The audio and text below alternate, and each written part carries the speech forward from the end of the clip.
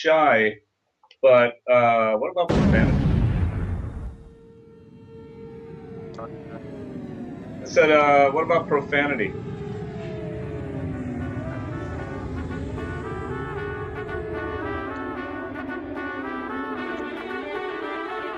Whenever I hear... Alright, We didn't do that. Nope, I'm all good. Alright.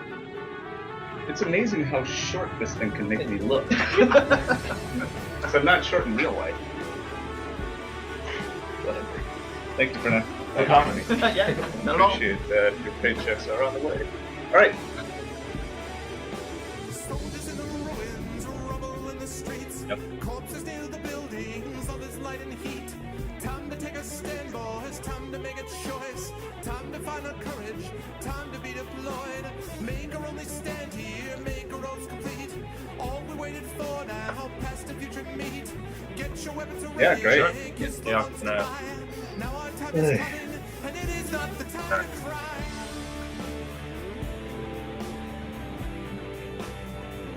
Fight the war.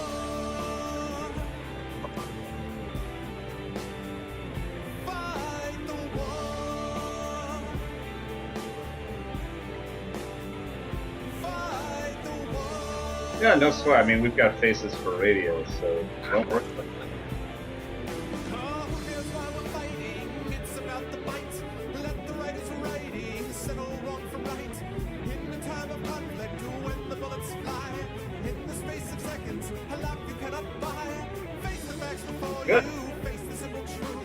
We're hopelessly outnumbered. It's tragic, but it's true. Make your last formation. Take the final road. Now it's time for endings. Now it's time to go. You may ask what's next, and we'll like make something up. Fight the war. I have to talk about Golem Arcana. We'll do anything. There you go. Says lead artist. Oh, that's true too.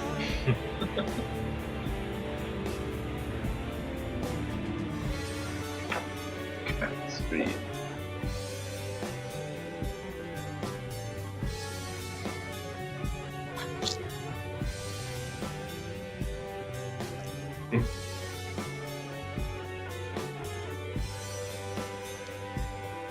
Right. Right. No, you're you're heading towards the end, but you have hours. Yeah.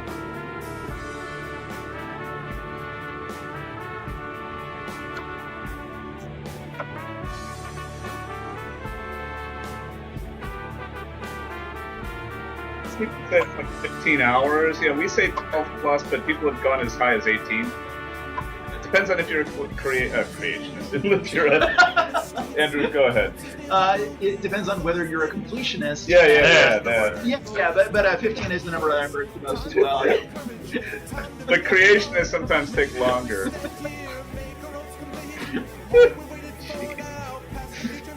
That's fine, right?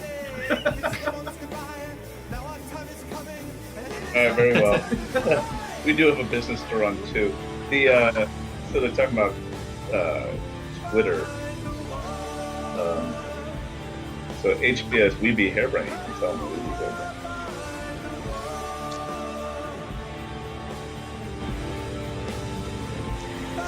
The screen's just far enough to work, actually.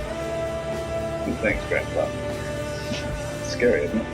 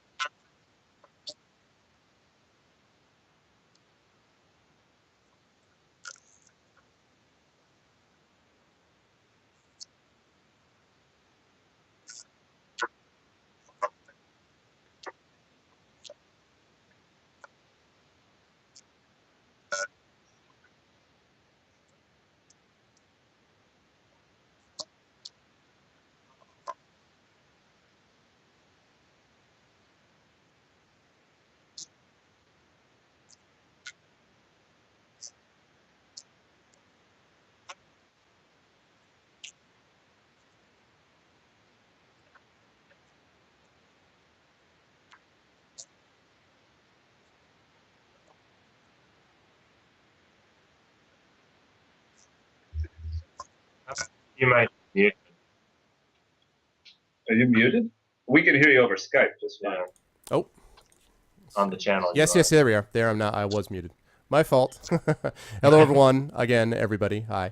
So anyway, yes. So once again, hello, everyone. Say hi to, again, Mitch Gitleman, the co-founder of the studio and executive producer, to Andrew McIntosh, the lead writer on Shadowrun Returns Dragonfall, and Mike McCain, who was the project lead. And I think you were lead art also on just the overall Shadowrun Returns, right, Mike? Do I have that right? Or? That's correct. Yeah. Okay. So now I can everyone can hear me. That's great. So yeah, thank you again, gentlemen, so much for being on here. I really appreciate it. I am, as my viewers will tell you, I have absolutely loved the heck out of this game. So first of all, congratulations on a great product. Really, really good stuff. Well, that's badass. Thank you. Thank you very much. And the second thing, I guess, before we actually start playing here, I guess I just want to ask you generally what the overall reception has been, because I know that critically this has gotten a great deal of love. I mean, Shadowrun Returns overall got a wonderful critical reception, but I'd say that it's been even a notch higher. Is that fair to say from the critical reception? Yeah, absolutely. From new players, from Shadowrun fans, and the press, it's been an overwhelmingly positive experience, and it's extremely rewarding for us, boys. Yeah, absolutely. Yes. Yes. Yeah, that's the way it is here. It's just yes, man. We sort of came off of Shadowrun Returns, and there's a lot of things we're excited about, both building on and exploring that we hadn't the first time around. So it was really rewarding to be able to do that in Dragonfall. And I was not with the company for the original Shadowrun Returns. I was brought on for Dragonfall, and so it is really no pressure. I assume. Yeah, it's amazing and humbling and great to see the reception that it's gotten. So let me ask you guys then, what were the sort of general principles as you were in the process of working on Dragonfall? You had a great product already. So, I mean, what was in your mind about besides getting manual saves, which everyone I can tell you is very, very happy about. But besides that, I mean, what was the sort of the focus of the main things you needed to consider that you wanted to improve? Because as I say, you really had something very good to begin with. So what were the kind of principles you had front and center about what you wanted to do better this time around? Sure, yeah. And, I think there was a few kind of key points. One was we wanted to be able to tell a story about a full group of characters. So Dead Man's Switch was really sort of your mostly solo experience. I mean, you had a team, but from a narrative point of view, that was a solo narrative experience. Right. Dragonfall, we really wanted to tell the ensemble experience, so the more like Firefly or the Avengers or whatever, where everyone on the team is an interesting character that you're going to get to know, that you're going to fight alongside and become invested in. So that was one big goal. Another thing was just giving you a little bit of a broader look at the world and ability to move around that world. So we created the larger home base location, and we wanted to give you more of a sense of being able to go off and do these different shadow runs across Berlin. Yeah, and player agency, Dead Man's Switch, our first story, was a very linear story. That's not because we wanted to make a linear story. That was just a matter of time and budget. We were the first Kickstarter, $1 million+ dollar funded game to ship. And you know what? Making a complete RPG from blank hard drives actually takes a lot of time and effort. So that's what we were able to accomplish in 1 year. But, we believed we could make something, more open and more towards what Shadowrun players were looking for. And I think we proved that with Dragonfall. Yeah, so it seems to me that it really, this I think, and I will not claim to be a Shadowrun expert, I'm a 30-year D&D player, but when I was growing up playing Dungeons & Dragons, Shadowrun was something that a lot of friends of mine played more than I did, but there was always this focus on the tone, on the distinctiveness of the world, on the getting the feel right. And what my impression was that you folks got the tone very much right in the first one, except that it did feel, again, not being an expert, but from those I spoke to, including John Helfers, who I've had on the stream before, who worked sure. on the anthology, of course, that was the focus on the individual player as opposed to this team wasn't quite as much what people imagined. That, you know, you think of a team of Shadowrunners. So even though you could assemble one in the first one, the other characters seemed, you know, secondary, very secondary. And here they're really completed, you know, from what I can tell. So yeah, absolutely. Yeah, go ahead, Andrew. Oh yeah. Well, that was something that I was really excited to hear was going to be one of our design focuses, or foci, I guess. For, wow, well done. For That's this, what we pay him for. very nice, very nice. Yeah. For this project, I grew up playing Shadowrun. I started playing in 1991. And so, you know, getting to work on this property and work, you know, sort of play in this world is something that I've been doing recreationally since I was a kid. Mm-hmm. And so it's, and that interplay between the members of the group, between, you know, being a part of a dynamic group with sometimes competing goals and, you know, being a member of a group with really their own agendas and personalities was something that it was a lot of fun putting together. And it was, I mean, that was a real focus on this project. Definitely. And I should ask Andrew for you. Oh, I'm sorry, Mike. Were you going to say? Yeah. No. Okay. Okay. Sorry. Let me ask you, Andrew, and I'll try not to get you in trouble with your boss there, but I'm curious about the sort of freedom that you had going into this as a writer, because I mean, I'm a writer myself. A lot of my focus is on narrative and story, and so since you were brought in new to this project, and again, they were handing you this fairly expensive piece of china and saying, could you please make it even nicer? So I'm curious about how much freedom you were given to decorate the china. You know, how much room were you given to operate? And again, I apologize for putting you in a terrible position next to Mitch there if you say the wrong thing, but I'm sure you can handle it. No, it's all good. I was actually given a great deal of freedom. I mean, you know, everything that I wrote would, of course, get looked at by the rest of the writing team. And, you know, I wasn't doing anything in a vacuum. But I had a great deal of freedom to design character scenarios, etc. Mm-hmm. To give you guys if you don't mind, Yeah. To give you guys an example, you know, when Andrew joined the project, we had a pretty clear idea structurally of we're on TV now. Yes, okay. now you're official. Yes. Straighten up. All right. That was my hair. What's left? Okay. You were saying when Andrew came on the team, we had a pretty clear. And we had a high level story proposal, but as far as like the team and the details of characters in the story, there's literally insert team here, and the entire really strong and dynamic cast of characters came from Andrew. Yeah, solely. First, like couple of weeks he was here. As a matter of fact, one of the things we loved about Andrew auditioned for us. By using the Shadowrun Returns editor, right? And his audition piece was Glory. Yeah. Her entire backstory was. Yeah. Like, and I remember, I remember Mike and I, you know, we had auditioned several people before Andrew. Like, okay, maybe. And we got to Andrew's and we played it together. I'm like, done, hire that guy. That's it. It was over. It was really an easy decision. Nice. Right. Yeah, it was great. So, yeah, he got plenty of latitude because he deserved it. Well, thank you. Yeah. Apparently, by the way, we were right, so that makes us look really good. I was about to say, and I guess that leads to one follow-up that I'll ask Andrew too, which is, so you obviously were a fan, as you said, not only of the entire world of Shadowrun, but of the first one that you had played. So, as you were in the process of sort of putting things together, what gave you the idea for Glory? I mean, Glory was something you had from an old way back, or was it something strictly to Returns, or? So the character of Glory came from a number of sources. You know, I knew that I wanted to do this audition piece because I really wanted this job. And so I wanted to look at some of the, you know, sort of the mechanical aspects of the Shadowrun universe and ways that I could twist them. Yep. So, you know, there's the concept in Shadowrun that there's magic and there's cyberware, and investing in cyberware takes away your essence, which makes you weaker magically. It weakens your connection to all things magical. Right.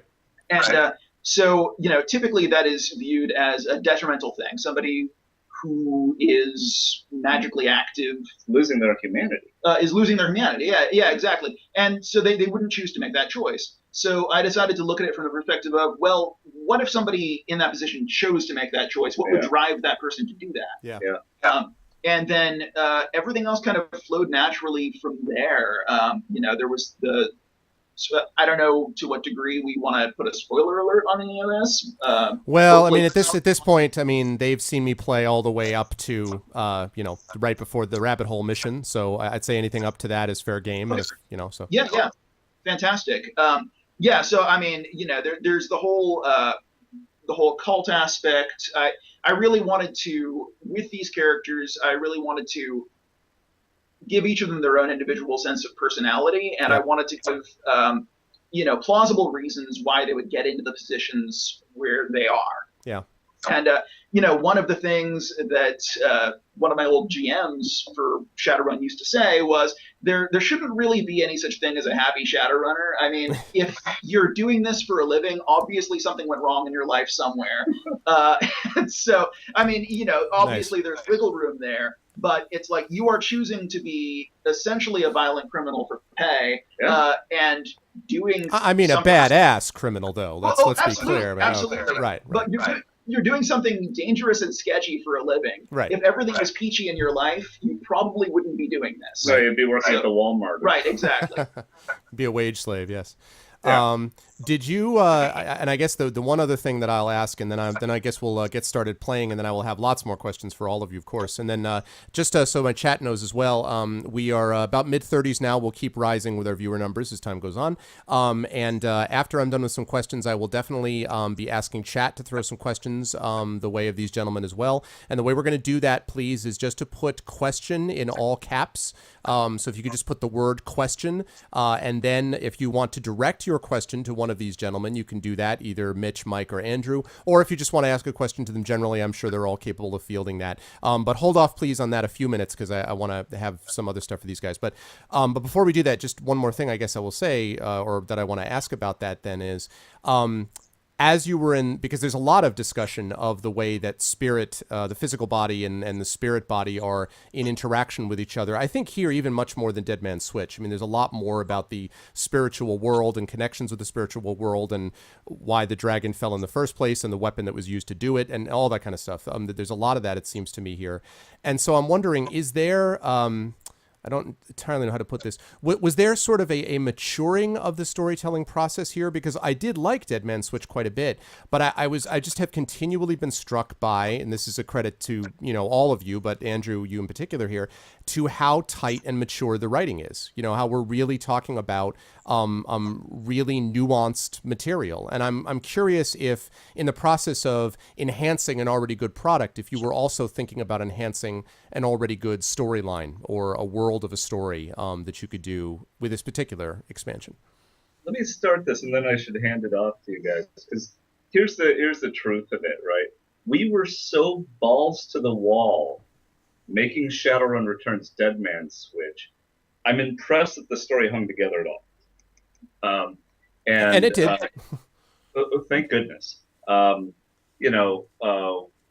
We went very, very fast, and we, really worked hard to make a compelling story, but the story development at times it took on an organic approach. As game creation gets challenging, you have to sort of cut and paste and, shuck and jive, you know what I mean? Yep. So the fact that Shadowrun Returns came out as well as it did in the first place, I'm really, really happy and kind of feel lucky about.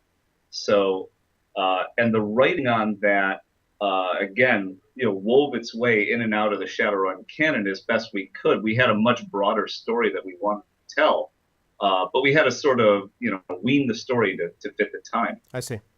Once Mike took over and we hired Andrew, that's when we really got into the plotting phase, and there was a lot stronger emphasis on the structure of the story. And now I stopped talking. Yeah, I mean, that's really true. And the nice thing was we had some more time to do that. Yeah. And I would say not only did we sort of start out with a more, with a nice kind of structure for a story, And I don't mean just like sort of the details of things, right? But we tried to really plan out what's the player's emotional arc supposed to be over this experience. What are the things that are going to sort of draw them into the mystery, engage them with the characters, and then lead to a satisfying conclusion. But not only did we start out in that sort of spending time in that area, but we learned a lot over the course of development in that area, right? So That's we why we did. make games. So we did kind of go in even fairly late in development. We were finding things like, well, we've got this moment in Act 3 of the game, but what we really need to do is lay these sort of breadcrumbs almost in Act 2, or even in the introductory hook of the game, to really pay some of those things off. And so I think where we've been, where I think we were able to be successful in Dragonfall, and we're hoping to continue being able to be successful, is just laying that sort of story foundation where even before you've got specific characters and locations, you've got a sense of where, at a high level, where is the story going, and why is it structured in a certain way. And I've done a number of these. I've done a number of interviews over the years with writers, with game designers, with people from a whole variety of different backgrounds. And I have to say that it's nice, as someone who is a writer but also enjoys games, it's nice to hear about something other than, let's say, a focus on the game engine or the graphics design, or, I mean, all of those things, it seems to me, you guys laid into place so as to make the story, to make it a better storytelling mechanism, to make it more capable of telling better stories. It feels like, now that may not be accurate, but at least it feels that way to me. And it strikes me that that's a little bit unusual. I don't know if that comes somewhat from the Shadowrun. Maybe Mitch, you could speak to that. I mean, I don't know if that's more of a Shadowrun thing in general to focus on the story, but it's unusual, it seems to me, to not be as concentrated on, other aspects, which is not to say that those are not good, by the way. I'm going to ask a lot of things to ask Mike about the art style, but I mean, the sort of focus on the story strikes me as being a little bit unusual in this day and age. Do you guys feel that you're kind of carrying the torch forward for the story-based type of stuff, material? No, not at all. I think there's some great storytelling games out there, Last of Us, etc. Gone Home. Yep. Gone Home. No, there Okay. are fantastic storytelling games out there. Of course, all the BioWare games. So no, I don't accept that. I think that there aren't many people telling text-based stories in video games. Because of that, we have sort of the luxury, although it's very painful to write, the luxury of not just relying on a voice actor, right, to transmit the story. And in fact, we take great pains to not fill in every single blank, right, to allow the player to bring themselves into the story. Right. Yeah. And the other thing that not having a fully voiced game gives us is the luxury to really explore and play with descriptive text, right, which is something that is a really powerful and wonderful tool for setting place, for setting tone, that a lot of games have abandoned. Both Andrew and I are huge fans of Planescape Torment. Yeah, absolutely. Right. Absolutely. Certainly a source of inspiration. Yeah, shout out to Chris Evelyn. So, yeah, absolutely. And so, yeah, that's the way we came at it. We'll continue to come at it, given more opportunity to. With things that, I've been playing Shadowrun a long time. And one of the things about that is, just the idea that you don't get XP for killing dudes. Yes. It's not this sort of, Yes. kill and loot type experience lends itself to these great stories, and the setting itself. I love this setting. I think it's a great, it can be kind of niche. It's like, oh, it's cyberpunk, and it's sort of Lord of the Rings, and it's combined. Oh, and in the future and stuff, But God, it's just such a rich storytelling venue. But more than that, the thing the three of us agreed early on, and one of the things that we both loved about Andrew's work, was that regardless of whether you're an elf, a dwarf, a troll, etc., regardless of whether you're a mage or a hacker, you're a person. Yeah. Right? And that was the key for us. It's the humanity of these characters that is the most important thing to us in storytelling. So even though it may be kind of pulpy or cartoony, depending on your point of view, these people are reacting as naturally as they can. And yeah, absolutely. I completely agree with that. I mean, I think one of the real strengths of the Shadowrun setting, and this is true of all cyberpunk, is that it is a wonderful platform for really getting to explore, the human condition, the human condition, and events and scenarios that you'll find in the real world. Science fiction writers have been doing that basically forever. So if something is not socially appropriate to talk about on its face, well, now the characters are robots, and it provides a lens through which you can explore these issues. Yeah, and all the really successful sci-fi does that. Absolutely. The difference between Next Generation and Voyager. But and one of the great things about Shadowrun and this setting for us is that we can explore, just like science fiction writers have been doing for a long time, modern real-world problems in this different venue and through that kind of fun lens. Yeah, and I think one of the things that's great about this particular expansion as well is the fact that you're able to approach subjects of, there's a lot more attention of racial bigotry, of speciesism, of organizations that are allied against each other along sort of clear definitive racial lines. And I like the fact, by the way, that although you clearly paint a universe here, you go forward to the universe of Shadowrun being, shades of gray and not necessarily black and white. But I do like that there's sort of there is the potential for a moral momentum. That is to say, for example, the Mark 6 mission, which I thought was really well done, leaving with the cyber zombie right at the very end of the Mark 6 mission. I was very clear about what I wanted, and he was not going anywhere in that condition. Like I wasn't, I was not just going to shove him in a van and say, go away. I removed the control chip and said, you're going to have to make your own decision here because I'm not going to do it for you.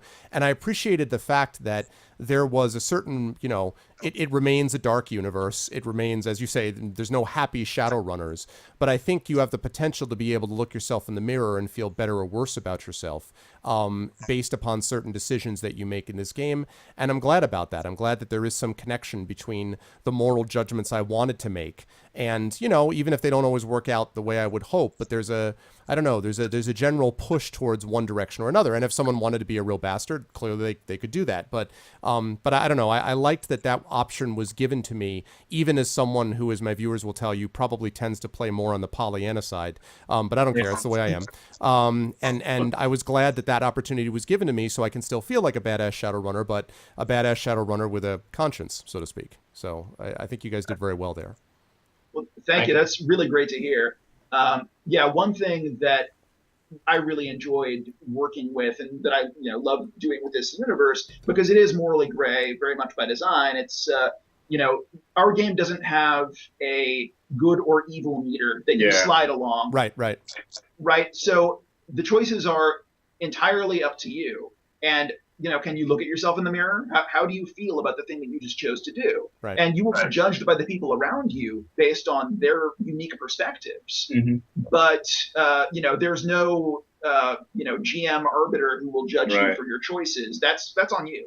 Yeah, in Shadowrun Dead Man's Switch, we had this early concept of your choices being sort of a streetwise guy or heavily mercenary. It's just about me, or it's sort of this face, this character that's trying to shuck and jive to get what they needed, but was kind of morally more positive.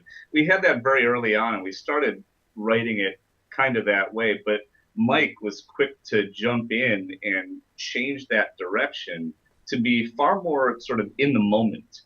Right. And so it wasn't a matter of here are these three types of choices. It was a matter of at this moment, what would the player want to say? Mm-hmm. If the player wanted to go this way or that way, just give them what they want. And I think that kept through the whole game. And what's great about that is, I had really serious heavy theater training. Right. And I studied to become a theater director. And what we learned there, again, what any good actor learns is you are in the moment at all times. Yep. So when Mike started us down that direction, we realized, oh, that's it, right? That's what it's about. And I think that's one of the things that players seem to gravitate to in the game, is that feeling like they're playing with a good GM, Yes. and that they can say the thing they kind of wanted to in that moment. And so we're really trying to give voice to player. You know, one of my pet peeves, I have to say, as a gamer, is when I feel like those the character I thought I was making, I couldn't really make. And a game, I actually think that what the vibe that this gave me in terms of my options, I created, as you'll see in a minute, I created a very heavily charismatic summoner shaman type, that's sort of very much the focus of the character. And I love the fact that that gives me, although I always seem to choose the wrong etiquette, and the etiquette I need is always the one that I don't have. But anyway, that's just my own clearly poor decision making. But you know, in the process of, no, it's not you guys, no. But in the process of doing that, it reminded me of the game Arcanum. I don't know if you guys are familiar with that, but that is another game where I felt like you could make decisions as to how to build a character that were then respected towards the end. And nothing gets me more. BioWare has done it on occasion, and Arcanum did it. I think you guys did it here, where you do feel like the way that I put a character together is actually rendered in the game as resulting in the character that I wanted. And I imagine it's hard to do that from a design perspective, but again, I think you guys did well on that score. So it's actually very, very easy. The whole job is extremely simple. Oh, absolutely, anyone could do that. Yes, sure. Just give them a keyboard and it should be fine. I do not believe you. Yes. No belief. And we're all rich as pharaohs, by the way. So it's pretty awesome. All right. I think just overall, for me, you guys chime in. One of the key aspects of harebrained schemes, this has nothing to do with the Shadowrun team or anything, and a lot of this comes from, my co-founder, Jordan, who's our creative director. Yep. It's respect for the audience. It's an extremely important thing to us. Yes. And something we'll never, ever give up. Yeah, which is, and you guys deserve credit for that. So let me switch into actually getting the game playing here, and then I have one last question. I want to ask Mike a couple questions about the art style, and then chat. I promise we're now over 50 people, still rising. So at that point, I will now ask. Then I'll ask chat to jump into some questions, but I do want to ask Mike about the art here. So let me switch over first to actually get into the playing. And this will just be a moment. We have Twitch chat loading up here. And follow notification there. And let me just quickly add in you gentlemen back with the video. Bear with me for 1 second. Actually, I'll you know what? To fill the time as I do this, I will ask Mike that question. Sure. Mike, I was hoping you could talk about the art. I was absolutely from the very beginning. I don't generally care for dystopic or post-apocalyptic settings, largely because they're just so damn dark. They're bleak. They're actually, physically dark, And one of the things I think you did so well here, you and your entire team, was somehow making this dystopic but vibrant. And I'm wondering if you could tell me how the hell you did that. If what I've just said makes sense, because I'm very impressed that you guys were able to do that. Dystopic, vibrant somehow is a good combination that I don't think is that easy to do. So how did you do it? That was my band in the '80s, by the way. Vibrant dystopia, yes. Yeah, the best. Well, first of all, thank you. I think with Shadowrun and with Cyberpunk in general, what we tried to do was really just. None of us are fans of really drab games. Like, there's a lot of really drab stuff out there, and so we wanted to make sure that we were still just bringing enough color and kind of variety to the world. So I would say it's really just kind of a balancing act. Like, we try to put in splashes of color here, tone it down a little bit there, that sort of thing. And the other thing too with Cyberpunk is neon, right? Like that's the language. Yes. It's bright, crazy, sometimes not even really justified flashes of color throughout the world. So we just tried to blend that with a lot of kind of detritus and junk that we can kind of glom onto our environment. Is there an inspiration for that? I'm sorry to jump in. Is there an inspiration for that color palette? Were you thinking Blade Runner? Was there a particular inspiration on the color side for that? Oh yeah, I think everyone thinks Blade Runner. You know, Okay. you have to go through Blade Runner. Table stakes. If you're doing cyberpunk, wherever you end up, you're always some echo of that, right? Okay. I think for us, it was really just trying to come up with something that felt right for the game in the time that we had. Mm-hmm. So we did some concept art and yeah, just kind of went from there. So that's so, and I guess the other question I'd ask was the sort of modular nature of the editor as you were in the process of working on it, because I was very conscious of the fact that you guys did not want to create something that would look awesome when you did it and not awesome when anyone else did it. You know, that it would be a very there'd be, obviously you guys are talented designers, so someone who's never done this at all is going to do things not as well as you would, but I got the sense that you wanted people to have access to the same sorts of tools that you did and the same kinds of things. And I'm wondering, Mike, as an art developer here and an art designer, what was that a challenge for you to be dealing with a more modular environment as you were constructing the sort of these actual campaigns that you were building on, or was that not so much? Well, that was one of those other easy things. Oh yeah, it's all very easy. Yeah, for mere mortals, would it have been difficult? Maybe that's a better way to ask. Oh, you've met McCain, okay. First of all, that's a great question.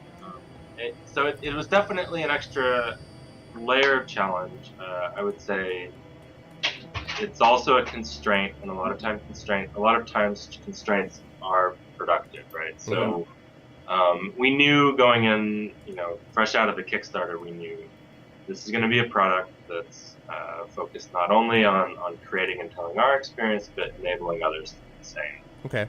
So with that in mind, modular art was the obvious way to go. If you look at the history of CRPGs, there are a lot of pre-rendered environments. That's kind of a Baldur's Gate style of isometric, where everything's been essentially flattened down into a big-ass texture that you're walking around. So we knew we couldn't do that, but that was kind of sort of the visual richness that we did when it hit. So what we tried to do with the modular approach is not just approach it too rigidly, like where you're basically just placing squares on a grid, right? So we also tried to use our sort of unique mix of 2D and 3D art. Okay. Where we could just we've created a lot of weird props that don't really make tons of sense if you just look at them by themselves, but it's like this prop is a sprinkle of snow, and we can put it in a corner here now, and it sort of anchors this area of the world. Okay. Or just we can layer things, right? And that makes it feel a little more organic than just like a grid of different things that have been simple. So okay. So it took some clever thinking around that. Lighting went a long way as well. We've got basic 3D lighting in the engine, so we can use that to sort of vary things up so it doesn't feel too tiled and procedural. Which is used to good effect several times with the ambush scene in the subway station. I mean, there are several cases where the lighting really was pronounced to me in its impact. So yeah. Oh yeah, thanks. Yeah, no, it's a fun tool, and so it is something of a challenge, but it's also, I think, it's a good constraint to have, and it helps inform our creative and visual decisions along the way.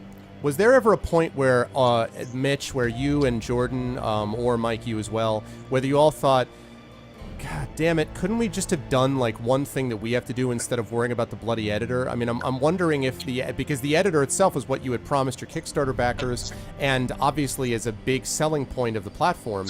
But it's, because you put so much attention and work into these stories, not just as, let me just kind of slap this together and throw it out there to show you what you can do with the editor, but you wanted them to stand on their own as if someone didn't particularly care about the editor, but they would still love the game itself. Were there ever moments where you found yourself regretting, like, man, I know this was, as you said, Mitch, in quotes, easy, but still, if only it could have been a little easier to be able to do that, or not? Did you always feel comfortable with that decision despite some of the challenges? The minute I feel comfortable with the decision, I'm going to change the decision to something else. Okay. Because if you're not afraid then maybe you're not taking enough risk. Okay. So I'm serious about that, and Jordan feels the same way. One of the things about harebrained schemes that we often say is we like to paint ourselves into a corner and then fight our way out. I don't know if like was the right word there. The next point I was going to make is, now the people on the team may feel very different than Jordan and I. So I'm going to turn that over to Mike, who really had to live with the constraints that Jordan and I created. And that's really standard for the studio too. Yeah, I mean, if it's always a holistic consideration, right? Like, sure, if we just wanted to do a particular thing with the art, then there's a constraint there that might make it not possible or more difficult in some cases, but that's just a small part of the picture, right? So holistically for the product, I don't remember ever sort of questioning the validity of that. Okay. Taking into account with everything. But one last thing on that, which is, I think the whole team believed in Jordan's vision of making it so that everybody could tell stories in the world of Shadowrun. Mm-hmm. Right? We all are paper and pencil, tabletop, role players, and we know the power of playing in somebody else's universe and doing what you want with it. And we really wanted to, enable people to do that. And nobody ever wanted to back off on that. Yeah, and I guess that speaks to this sort of coherency of vision that happens when you get the same guy who created it being at the co-founder with you, Mitch, of this studio. I mean, I guess it helps to maintain the consistency of vision when the same guy's still around. Sadly, we don't have Gary to talk to about the direction of Dungeons and Dragons, and so that torch has been passed. But in this case, you do have Jordan here, and directly involved with bringing this to. So I imagine that was a strength of what you guys had, a benefit to you, that you had that vision to sort of turn back to. Oh, yeah, absolutely. Yeah, and, to this day, we still turn back to Jordan for that kind of thing. He's really kind of the architect, whereas we're interior designers. So do you have ever a situation where you walk into his office and, present him something and then he just nods? If he walks into your over to his seat where he happens to be sitting at that moment and he nods sagely at you and then you've achieved. Like, I'm just curious about how the... No. Okay. Jordan does not nod sagely. That's okay. Instead, it's a very different dynamic, and it's one that he's very uncomfortable with me saying because I describe it poorly. Certainly doesn't show him in a positive light, but what it is instead is he gets this look in his eye, kind of like when your dog has to go out and you just know it from the way your dog's looking at you. And Jordan's got a big idea, and he gets that little glint, and I sit right across from him. I just go, "What?" He goes, "What if?" I'm like, "Oh, fuck. Oh, here we go." So in terms of clapping you on the back and saying you have achieved what I wanted to achieve. Yeah, I mean, when we ship the game, he stands in front of everybody going, "Thank you. This is what I wanted." And with Dragonfall, what was really, really rewarding, I think, was for the guy who created Shadowrun to stand up in front of the team where he was working his ass off on Golem Arcana, our new game, right? And he handed the reins over to McCain, and to be able to say, not only did you deliver a Shadowrun story, but you delivered, the next level up from it, and thank you. Wow, yeah. That's high praise. Yeah, that must have been. So I assume at that point, Mike, you felt, was there a little sigh of, okay, I guess I clearly, I've achieved something I wanted to do here, where the guy who actually created the universe was impressed, beyond just the normal level of the idea of increasing and improving the existing product has got to be pretty wild coming from the guy who made it. Oh yeah, absolutely. I think we all leveled up a couple times. Yeah, whole team. Yeah. Whole team. All right, well, let me get into playing a little bit, and Chat, I will open it up to you.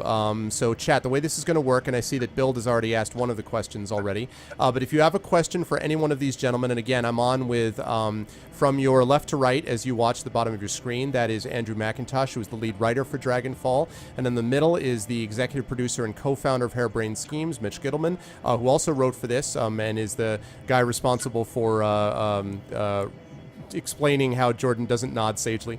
And then on the right side of your screen is Mike McCain, who was the project lead on Dragonfall and was also the art lead on Shadowrun Returns initially. So if you have a question for Andrew, Mitch, or Mike, if you can just put in all caps question, and then to whichever one of those three that you'd like to ask the question, go ahead and throw it in chat. Or if you just want to ask something to them all generally. And I will get on the train here and get headed off towards the rabbit hole. But before I do that, I'll just pass along Bill's question, which is, what is your favorite character or characters in Shadowrun? And I'm assuming that's either tabletop or or Shadowrun Returns. So I'll throw that to all three of you. Well, that's a bit of a tough one, because for me, all of my Shadowrun experience was tabletop, and none of it was using published adventures. So it was all, character-generated stuff. I guess if I were really pressed on it, I'd say one of my favorite characters was one that was made by my friend Mark, and he was a absolutely terrible human being. Mark or the character? Both. Right, Yeah. No, Mark's a great guy. I was going to say friend and a terrible human being. Okay. That could happen. His character was a member of a fraternal order of murderers, and so he was just absolutely horrible and did all sorts of terrible extracurricular stuff on runs, and it led to the greatest moment of inter-party conflict I've ever seen in a game, where a character who was really trying to be the good guy, Of a paladin. sort of the paladin type, discovered what he was doing. She phoned her contacts to let them know, and not knowing that Mark had the same contacts, and that led to him killing everybody else that she knew after the run. It was a glorious moment of inter-party conflict, unlike anything I've ever seen before. That was probably the most memorable thing that I've had happen in a Shadowrun, and so that's what immediately jumps to mind. My favorite character is Dante. I knew you guys were onto a game that I was going to love, by the way, with the, first of all, addition of Dante, and secondly, the use of the password admin for an administrative password. I cannot tell you how happy I felt for hours after being, well, it's always admin, right? Typing it in and it actually works. I was like, really? I also thought I was Neo from the Matrix, but I was so happy that that somehow ended up being the password. I was wondering how long it would take for someone to figure that out, because we didn't put any clues in there for it. But it always is, though. It's inevitable that someone was going to write admin, and That was great stuff. Okay, so we have Dante, and then we have the one that Andrew just mentioned. So Mitch, what about you? What you have the favorite of favorite? The favorite, I know my favorite PC that I created was this dwarf, of course, because I play dwarves because I'm, stunted. And he was a dwarf Jewish Decker who got thrown out of his family, not because he was a dwarf, but because he had a body modification. Once he put in the jack, he separated from his family completely. And, I think the rest of my party really reacted positively to that. Those were the types of stories that we like to tell in my gaming group back in Chicago. Okay, that's really neat. Okay, Fausto has a question. Do you guys think of taking Shadowrun to other platforms besides Steam on PC? On PC? Well, we are on Mac. I see. Well, we're on GOG and we're also on Humble Store. Okay. That's the question. Yeah, I believe that's right, Fausto. I believe I have seen them on GOG as well.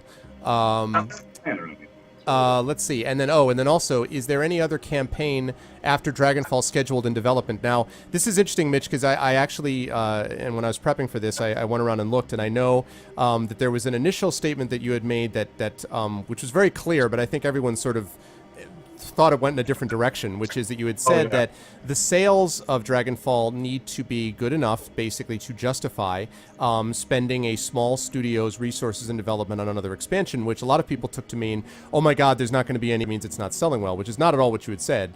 No. But I want you to sort of give you a chance here to talk a little more about that. I mean, where do things stand about the potential for another campaign. Have you seen now numbers that, without getting into specifics, I know you can't talk about that, but have you, where do those things stand?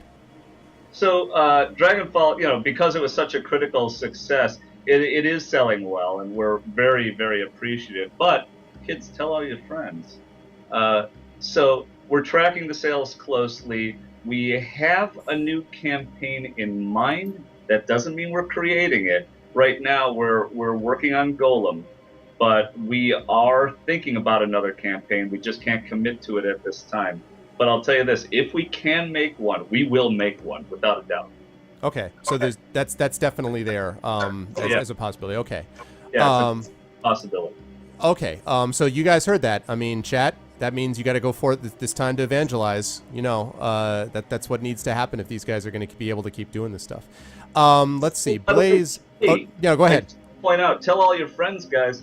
Today we dropped the price of Shadowrun Returns on Steam permanently to $14.99. Oh wow! Well, I'm telling you what, this alone would be worth it. Just the original, just the editor by itself, let alone 2 great campaigns along with it. All right, let's see. Blaze asks, do you ever plan on continuing Glory's amazing story in any form after Dragonfall? Andrew, maybe that's one for you. Well, I mean, it's definitely something we'd love to do. As to whether it's going to be able to happen or not, that's very difficult for me to say. Yeah, that's sort of an executive level decision. Yeah. We have those? Yeah, we no.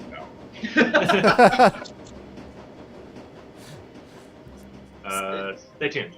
Yeah. Stay tuned. Okay, I just wanted to wait and see where the executives would jump in. Well, the executive has his hand on Andrew's knee right now. Yes. It's very hard. Yes, pressure points. Yes. Let's see. Ramir, I don't think I'm going to ask why Harlequin was so underpowered in Dead Man's Switch. I don't know whether that's fair. I think it depends on how you were playing Harlequin. I will leave that. They can answer that in text chat if they like. Let's see. Vegetaman asks, how do you guys keep yourselves from falling into the typical tropes while writing?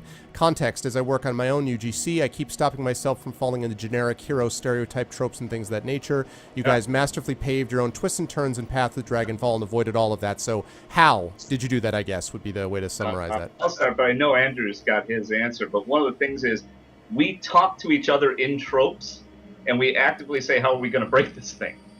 Yeah. Yeah, absolutely. There are some great resources that you can find, like websites like TV Tropes, and you can also look up. There was an early 19th century author named Pulte who wrote about the 36 dramatic situations, and those are great resources that you can look at to make sure that you're not repeating the same things over and over, and to make sure that your design, whatever your story concept is, doesn't just fit into one trope. Like, ideally, you can't completely escape tropes. No idea is completely original. You're going to stumble into something that somebody else has written about before in some way or another, but you don't want your idea to be entirely encapsulated within one trope. If it's spread between 7 or 8, you're probably doing okay. Yeah, sometimes you just need to twist it a little bit. Yeah, absolutely. Yeah, it's just, really, it's kind of like good parenting. It's just, be present and think about it. It just be conscious of it and take an active interest in it. Mm-hmm. Yeah, and if I can add something to that myself, I'll say that one of the things to remember is that, if your tropes are all moving, if your representation of tropes all move in the same direction, that's something you need to question. So, there used to be this thing where people would say, well, it just happens to be that a white man came in and saved the natives from themselves. And, yes, why does that happen every single travelogue of the 19th century? Well, because at a certain point, everyone was making the same assumptions. And so it's not enough to say it just happened to be that way, because it can't be that way this time, So that's something I would add in as a writer more generally, not Shadowrun specifically, but that's one way to avoid those things too. Let's see. Corbindall asks, question, is it a challenging... let's see. Corbin, I don't really understand that question. You've gone down the hall, congratulations. I don't really understand that. Can you rephrase that, Corbin? I don't really understand the question. Let's see. Game misconduct. Do me a favor and just do the capital letters question so I know. But I think I understood that one. And by the way, hello to everyone who's come in new. My name is Arvin Eleron, and I'm lucky enough to have 3 of the lead developers on Shadowrun Returns, Dragonfall, which I have been enjoying the heck out of while playing it. Game asks, are there any indie games that are coming out that you guys are excited about? From your, besides Golem Arcana, of course, but I mean... Of course. Yes, thank you. Transistor got a release date for May. Which one? I'm sorry, I didn't. Transistor. Oh yes. Supergiant. Yep. Looks just as always. Excited to play that. How about you? I have been pretty lax in researching indie games that are coming out. I've got a lot on my plate right now. Yeah, I should say. Another shout out. Of course, we're also really excited to see what In Exile has to offer. Right, that would Sure. be Wasteland 2. Wasteland and Numenera, Project Eternity from Obsidian. Shout out to all the other Kickstarters. Yes. It's hard. Making games is hard. Making games in a fishbowl is harder. Yeah, I actually just finished running a Kickstarter for my graphic novel being transformed from a novel that made about 200% of goal, and we have a game that's being designed in parallel development. And yes, obviously on a smaller scale than you guys without the franchise that Shadowrun is, but boy, yeah, the feeling of you have to deliver because people are watching as you deliver it is definitely palpable for this stuff. Congratulations on Thank you very much. Let's see. Great asks, is it possible that we could get a future expansion that is just art assets that flesh out the Shadowrun world for the editor? I don't know No. who should challenge that. No. So, no, you lose. Hold on. It's not that you lose. I'm just joking.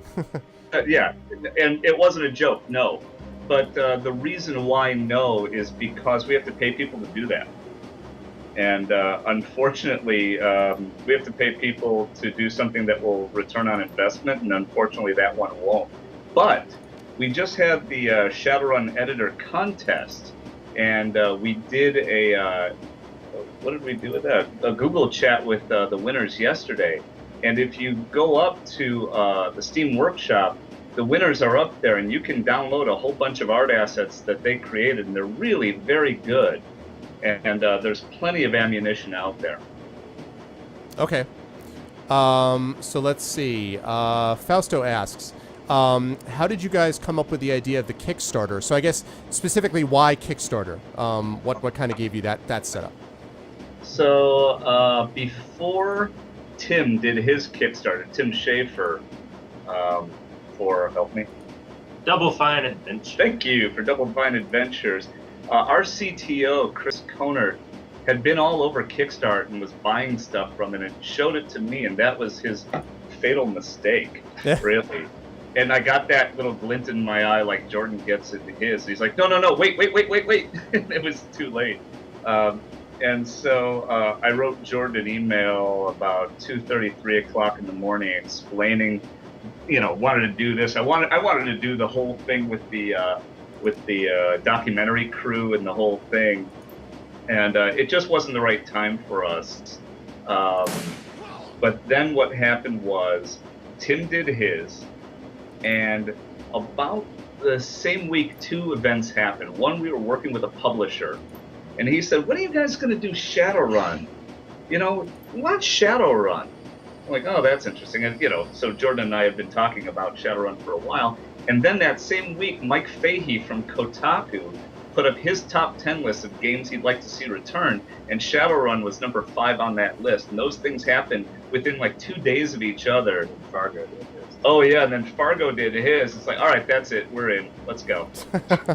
So you guys were following a path that had been sort of set up ahead of you, and I guess it helps when someone says, "I'd really like to see this game," almost opening the door and inviting you through into the Kickstarter world, as it were. I prefer to think it was Destiny. Or Destiny. Well, Destiny then was giving you the opportunity to come in. So. Yeah, it certainly worked really well, though. So, by the way, while we've been doing this, I see that Paul is gone. That's, wow. I predicted that I was going to leave, and all of a sudden this guy was going to return. So I knew that was going to happen. Just getting real. It is. Yeah, it's getting real for sure. It's about to get realer. And I wanted to say, Doc Byrne makes a point in here about that he wanted to pay you guys for another great quality expansion like Dragonfall, start another Kickstarter. And I remember finding on one of the message boards somewhere your explanation about why just doing another Kickstarter for the expansion isn't the sort of, I don't know, the obvious answer that some people might think it is. Can you explain why you can't just, run another Kickstarter just for the expansion itself? No, not really. I'm sure I wrote something very intelligent at the time. It was. I was very compelled by it. Thank you very much for that. Can you just read it out loud for the class then? Mike, say something smart here. All right, good. Yeah. I think doing a Kickstarter for an expansion, doing a Kickstarter for Shadowrun Returns to get this audience this size, doing a Kickstarter for an expansion, you perhaps are playing to an audience this size. So I think that's part of it. Kickstarter has a fairly significant overhead too. That's a huge thing. A lot of fees, yeah. No. But the fees, yeah, that's. I don't want to give 10% to anybody. Thank you very much.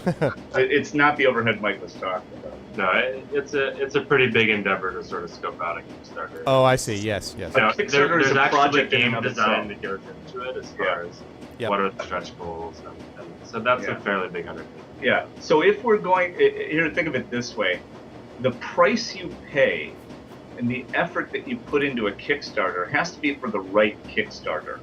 Right? I have nothing at all against Kickstarter. I loved Kickstarter. I love the Kickstarter that we did for Golem Arcana. Kept us on our toes like crazy. It paid off in spades.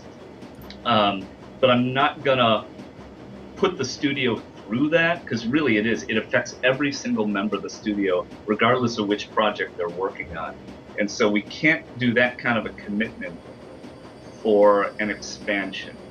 Were we going to do another Kickstarter in the Shadowrun universe, maybe a Shadowrun 2, or maybe a different game genre within the Shadowrun setting? Yes, because it's such a time and effort commitment. It's a truly draining experience. Yes, I agree. Having been through it on a smaller scale, I agree. Sorry, real fast. I was teaching a class when we put out the Shadowrun Kickstarter, and the next morning I was teaching a class. I walk in and they have the Kickstarter projected on the wall, and we had made our goal by the time I walked in to teach the class. Like, holy crap, we made our goal. We expected to make our goal in like 20 days, and we made it in 28 hours. Mm-hmm. Like, I guess we have work to do now. All of a sudden, yeah. Success ends up, finding you despite, like, wow, how about that? Let's see. Hurricane asks, speaking of tropes in games, can you talk more about the praise that HBS has gotten for the female characters in Dragonfall?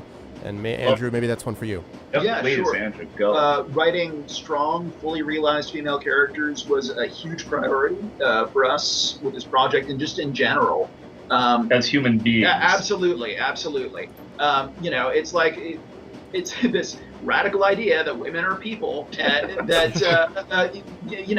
it's something that I think all games should be doing, but shockingly few of them do. You're really limiting yourself if you take the opposite viewpoint, that women can't be protagonists, women can't be strong, women can't be whatever. You're limiting the kinds of stories you can tell, while at the same time disenfranchising an entire group of people. I heard half the world were women. Yeah, exactly. Yeah, funny. To be clear, that's we're the not rumor. the wheel here. No, we're not. And we never invented women either. Yeah. That didn't happen. Right. But I mean, I think it's a measure of as you know, this industry has a problem with this still, and it's why that question becomes a reasonable one, because it should be self-evident, but just isn't, based on the way that a lot of other, frankly, games have approached it. And there are now starting to be a number of exceptions, but my goodness, it certainly took long enough to get to the point where this would not seem like a shock, Oh yeah, this is the subject of my daughter Emily's college thesis.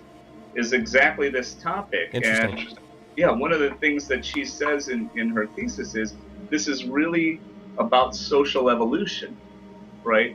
The game developers that created, these sort of tropes about women in games they're getting older, and this new crop is coming in, and this new crop was, frankly, raised differently. So of course, game development is going to follow suit. What's interesting is that game development is unfortunately lagging behind the rest of entertainment, which is woefully still lagging behind where it needs to be. Yeah, Yeah. absolutely. And where the world needs to be.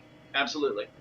But I just want to point out one thing that Andrew used the word "should," and I'm not sure about that. I think for us, this is what we firmly believe. I don't want to tell every game developer, No. you know what I mean, right this way, that women are human. I think they should come to that decision themselves. Oh, sure, absolutely. but Ideally, you know, yes. but I'm sure there are games out there that are, goofy and sexist and could be fun. Sure. Sure. I think that's possible. Well, yeah, but it I'm should not be trying to balanced limit either. the way that anyone writes. Yeah. Well, if context is there. Yeah, absolutely. Yeah. But But it- I really appreciate the question because it really was on our minds, without a doubt. I guess what I'll say is it's shocking the number of games that open during character creation with a premise that women and men are equal in the society and women can do everything that men can do, but then when you look at the gameplay, they're forced to wear metal bikinis and they the treatment is completely different when you actually get into the game, and it gives lie to the essentially the promise that you're made in the beginning. Yeah. And that's something that we absolutely did not want to fall into. Yeah, and ties back into that tropes thing that we were talking about before as well. The Xanos wanted to ask about the multiplayer Shadowrun, and I know that I don't know a lot about it, except that I know there is, of course, Shadowrun Online, which is in development. But was there ever thought about doing this as a co-op type of thing? And I'll admit to being a co-op fanboy myself. So was there ever a possibility of doing or making it possible for this to be done as a kind of networked, I guess you'd have to obviously build it from the beginning like that, or it would be imbalancing. But I'm curious if you ever thought about doing a sort of multiplayer campaign or something which could accommodate, let's say, a multiplayer component. We're all really big co-op fans too, to be honest. So it definitely came up when we were first launching the Kickstarter and as we were managing the project. Ultimately, co-op is a very big investment for the scale of this project. Yeah, multiplayer is expensive. I remember remember that class I was teaching while we were doing the Kickstarter. At one point, Jordan did a Kickstarter update while I was teaching, without telling me he did that update. Do you remember that? Oh, I remember that. And he says, "Wow, this is really cool. Maybe we could do co-op as a stretch goal." And I left class, like, I'm done. And I drove back to the studio and started screaming, like, "What are you talking about? There's no way we could do co-op." And so we had to do another Kickstarter update and said, what Mr. Weissman meant to say.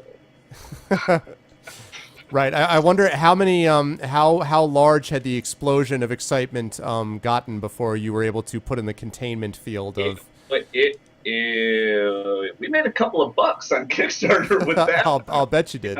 If we could just lie on Kickstarter, that would be badass. At one point, so many times we're like, "Oh, we got to take this money and go to Belize," but and we really should have, by the way, because it was a really hard project to make. But I've made a lot of multiplayer games, and they are hard and expensive and take a lot of people. Yeah, fair enough. Before we move on to the next question, first of all, anyone who is new, we're now over 60, still climbing. Hello to everybody who has come in, both my regulars and new folks. You are watching my channel. My name is Arvin Eleron. We are interviewing three gentlemen from Harebrained Schemes, the brain trust behind Shadowrun Returns and Shadowrun Returns Dragonfall. On your right side, we have Mike McCain. You like the brain trust, Trevor? That's true. Yeah. Mike McCain. brain trust, it's over. Mike McCain on the right, who is the project lead for Dragonfall and was also the art lead on Shadowrun Returns generally. Mitch Gitleman, who is the co-founder of Harebrained Schemes and the executive producer of Shadowrun Returns and Shadowrun Returns Dragonfall. And Andrew McIntosh, who was the lead writer, and so one of my favorite people on the left of the screen for Shadowrun Returns Dragonfall. And Too now. Yes, no, and as you should. I want to say thank you to everyone, by the way, for coming out. Again, thank these gentlemen, and also thank you guys as well. And if you like what you see and hear on this channel, hitting that follow button is always appreciated, because I'm going to be continuing to play this game, and many more like it, because I hope that you guys will go out evangelize, and I can have lots more campaigns like this to sink my teeth into. So, or in the case of Iger here, tusks into, as I've just seen. All right, so next question that we get from Lunar is Dark Lunar Dude. Hi, Lunar. Is one of the things I like with the game is the summoning aspect. Is there any planned expansion in future expansions for the game for the creatures we can summon? And by that, I assume he means, are there going to be more possible summoning creatures or creatures to be summoned? And I'd love to have more. If I could just put in a plug for 10 times the number of summoning points, that would be awesome. Just because I happen to like summoning. But anyway. Yeah, if we do another campaign, that's something we'd look at. Yeah. We're open to anything that doesn't cost a lot of money. Okay. But more art assets, you know. What I meant was... We sound like very passionate developers. No, I'm sorry, I'm kidding. You know damn well we'll do everything we can to make it as best as we possibly can. Let's see. And have a strong return on investment, okay? Yes, Thanks. for sure. That's that. Back to that evangelizing chat. Stryker asks, has any studio or network ever inquired about making a Shadowrun miniseries? That's interesting. Yes. As a matter of fact, an extremely famous geek icon, I got a chance to get on the phone and discuss a Shadowrun web series with. And I can't tell you who it is because I don't have that geek icon's permission. But it was really badass to talk to him or her. This person's name doesn't rhyme with Bill Beaton, does it? Or as a geek icon? I can either confirm or deny that. Yes, excellent. Excellent. Whoever that is. Yes. Who might happen to know someone whose name rhymes with Belisha Flay. That's interesting. Okay. That's very interesting. Well, there you have your answer. That's a little bit of breaking, not news at all, because he didn't say. Of course, he hasn't given us any information at all. Just not in the least. Yeah, you should work here. I'll give you a lot less information.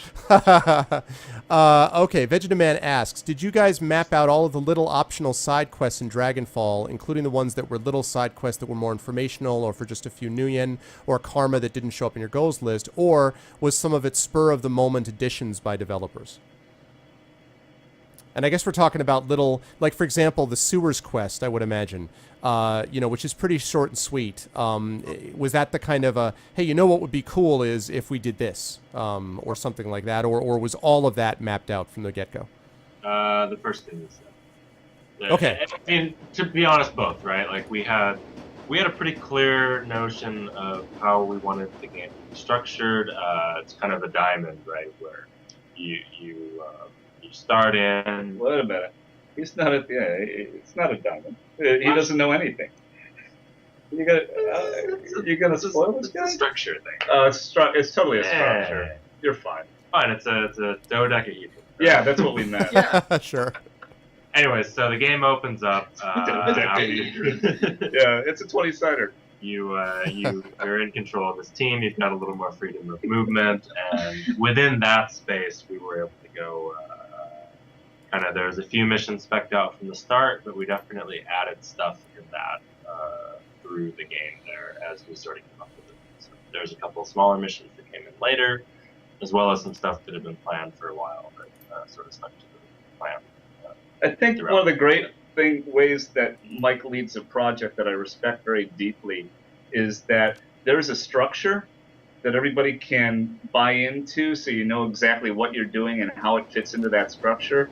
But he allows for that organic freedom to fit into that structure and to add to it. I think that's awesome. Absolutely. There is always space for writer or the design team to say, hey, wouldn't it be awesome if? And not only, I mean, it's like those things don't always make it into the game, but often they do, and they enrich it and they make it better. Yeah, that's really good. That's really good stuff. Let's see here. Let's see. Next one. Xanos asks, and Xanos should know about this. I'm also a musician. Xanos was a guy who worked a long time with a lot of different bands in the independent scene in the Midwest. And so he says, you guys had the punk attitude down pat with Dietrich, is the one you're talking about, Xanos, who is clearly the best character in Shadowrun, by the way. That's just my personal opinion. Were any of you guys involved in the punk scene? That's a good question. Or will you admit to being involved in it? I created Dietrich. I was not involved in the punk scene, but look at us. Yeah, exactly. Yeah. I know that I look pretty punk rock, but that was a sort of a design goal from the beginning, was to at least have one character that we could use as a window to put the punk back in cyberpunk, and to really examine that aspect of the world, because it is a big aspect of the Shadowrun universe. And there has. While I've never been in the punk scene myself, that doesn't stop me from doing research and talking with people who were a little bit more punk than myself. And, and that's sort of my general approach to writing is, it's like, do your due diligence, do your research, and make sure that you have at least some idea of what you're talking about. Because otherwise, when you hit someone who does know something about punk or radiation or science or whatever, you're going to sound like an idiot. On that science stuff, I remember there were places where I would be writing dialogue, and I just write in brackets, Andrew, put something intelligence and sciencey here. Sciencey, yes. Yeah. What's Bizarre doing over there, Greg? Hey, what happened? Yeah, I want to thank you guys for giving me an extraction point and then putting me in the middle of, I walk out of the subway and all hell breaks loose and I just get shot to death. That's tremendous. I'd like to thank you all for that. That was great. Just another minute. You wait another minute. Great. Well, we'll see what I can do. And it actually strikes me as I'm playing through something like this that that didn't work the way I wanted it to. I'm going to get numerous critiques now by experts. They're going to be like, that is not what you should have done with that combat. Clearly, at this moment, you should have done obvious point X, Y, and Z. But let's see. Before I get my head handed to me again, Fausto asks, art book. Has anyone ever thought of having an art book online or printed? Was there an art book, like a concept art book that was part of the Kickstarter, or that I remember? Or? There was. Well, there was a sort of a combined short story anthology book that was also an art book. And so what that was, it was... I'll get a copy. Yeah. I'll be right back. So awesome. The hardcover was like 122 pages or something. It was the whole short story anthology that was created for the Kickstarter. And it also had, I think, 20 or 30 pages of just sort of the concept art, isometric art, and development art, character art that went in. So that did exist physically for backers, and it exists as a PDF. There you go. And it exists as a PDF download. I recognize that, yes, for the anthology. And if you guys remember, for those of you, that's really cool stuff. For those of you who remember, when I had John Helfers and some of the writers on for this antho, and Jason Hardy from Catalyst, we were talking a little bit about that anthology. So, sorry, go on, Mike. Oh, no, I was going to say it is available as a PDF, unfortunately not in print, but as a PDF in the deluxe edition of the game on Steam, which I believe is now $24.99. Excellent. Okay, let's see. Next question. It's for Shadowrun Returns, not for Dragonfall. Right. Gotcha. Although, actually, is there a plan? Is there a concept art book for just Dragonfall that you folks have thought about at all, or is that not likely? It's probably not likely. I mean, one of the things that we learned on Dragonfall is we did a lot of sort of more iterative concept artwork between the level editor and Photoshop. So it was really great process for accurately developing environments. Doesn't lead to as sexy of concept art as sort of that initial free roam. What's the entire world going to look like? What's the art style going to feel like? I see. Sort of visual exploration work. So most of that high level viz dev was in the first game. I see. Okay, and let me just add in, by the way, as I just noticed what was going on. I am even like Dante even more than before. Of course, he's the best. Dante. I don't even. That moment. Yes, that's so much good. Let's see, Shadowed. I did ask this question before, but I'll ask a version of it again to Mike, which is, was there any specific influences on the art style, like certain artists? I asked you about the color palette, Mike, but is there a particular, either a Shadowrun artist, and I'm not going to know the details, so you'll have to help me with that because I won't be as familiar with it, or artists in general that you were imagining and that your team was imagining as they were working on this? No one in particular. I'll say a couple things. The Shadowrun source books historically are actually they're very sort of character and equipment driven when it comes to the art. Like there are certainly views of the world, but there's actually a lot of space to play in visually in terms of what's the world, what are these specific locations actually going to look like. So that was a fun space to play in. As far as reference points. Obviously Blade Runner and Neuromancer are huge influences. The other thing too is just sort of the gestalt of all isometric games that have come before, right? Like I was a huge fan growing up of all the Infinity Engine games. Sure, as you should be. Well, yeah, They're exactly. So just really just drawing off of that, like what are the sort of tricks that these games have accomplished in isometric to make it work. I love it. I love it. By the way, I love it. Are these? And by the way, Mike, just quickly for you, are any of these portraits any of your specific handiwork? Is there one that or was there someone who was responsible, or did it vary for the portraits themselves? Sure. No. So I directed a lot of this stuff on Dragonfall, but none of the individual work. We had a great guy named David Nash, who's a freelance artist. In the Netherlands now, actually. But so he did the vast majority of the character portraits for Shadowrun Returns and for Shadowrun Dragonfall. We also have one of our in-house artists here, Holly Mingard, does a lot of the some of the character concepts and some of the final work on the portraits, especially for PC characters. Right, and there was heavy influence also from our character lead, Chris Rogers, too. Oh yeah, for sure. Okay. Establishing both visual style and Shadowrun Returns, and he provides, especially for our important party members and main characters of the story, he's the lead concept artist for us. And proof positive, by the way, that text and even the still picture here. I love this, right? I think that everyone can immediately see it and immediately go, oh, Dante, not the fun dog now. This is a different kind of Dante.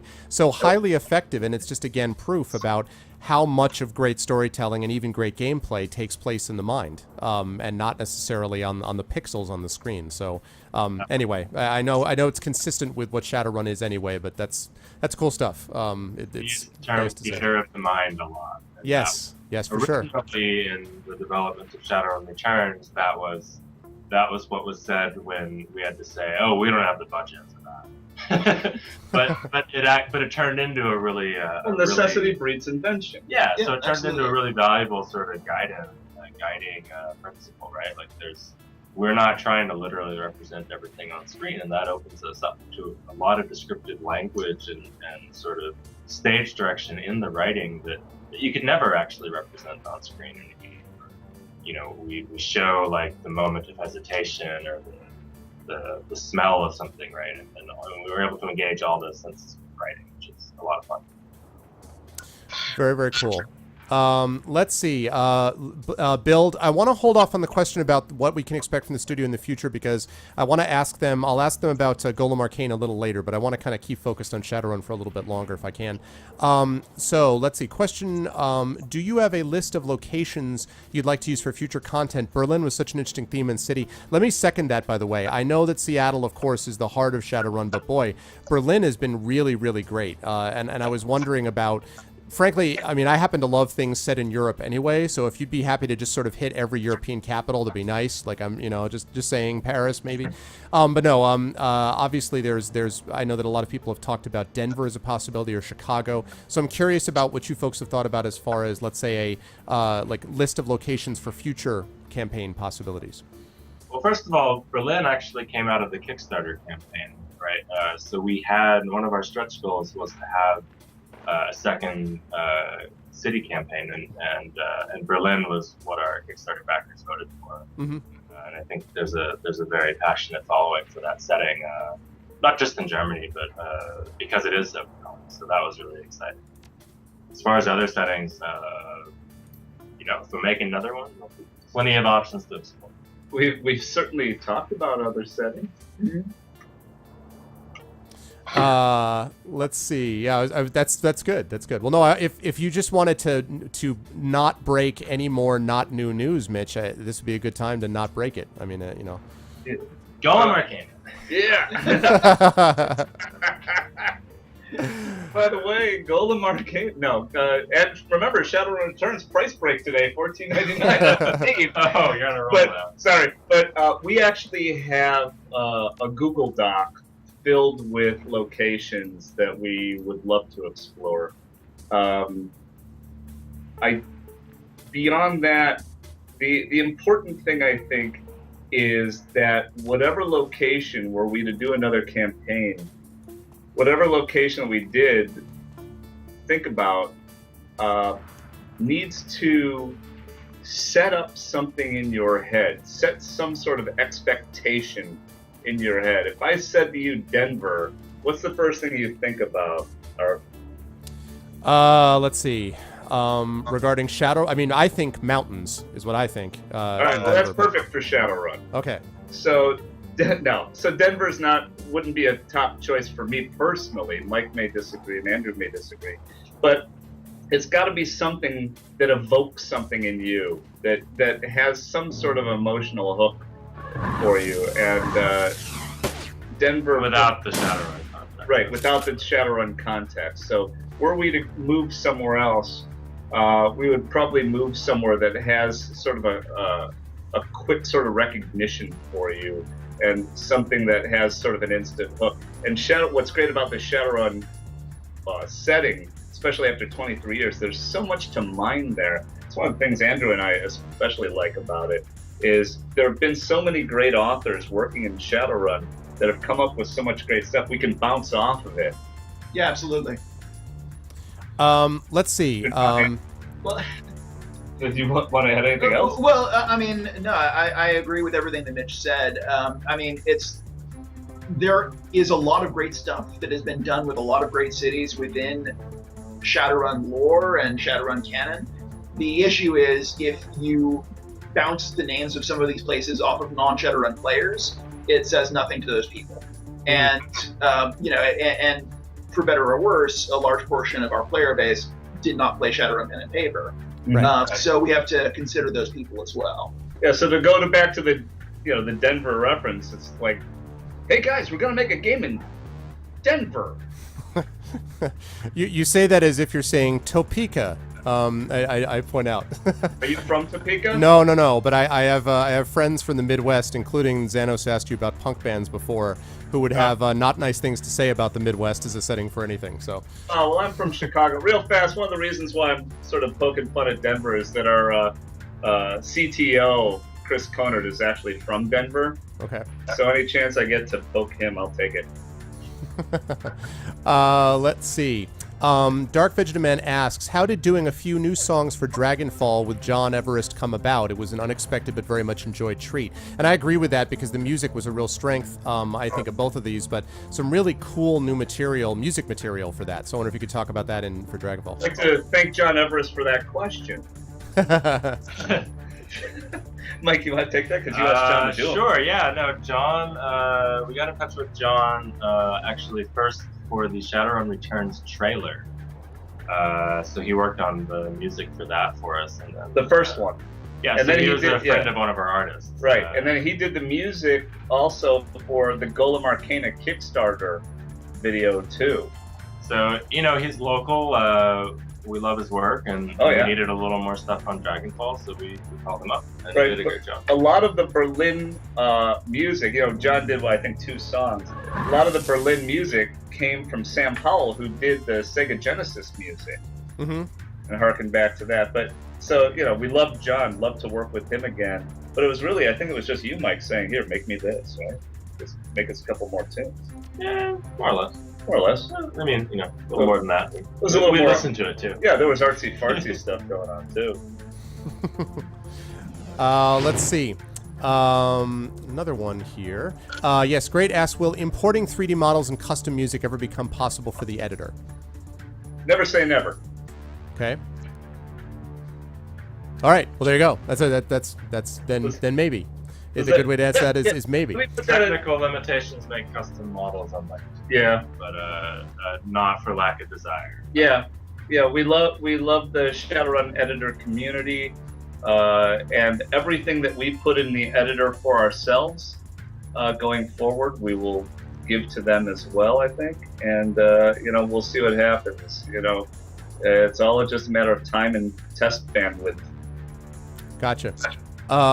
Let's see. Ramier asks, this is a little bit towards the tabletop side as well.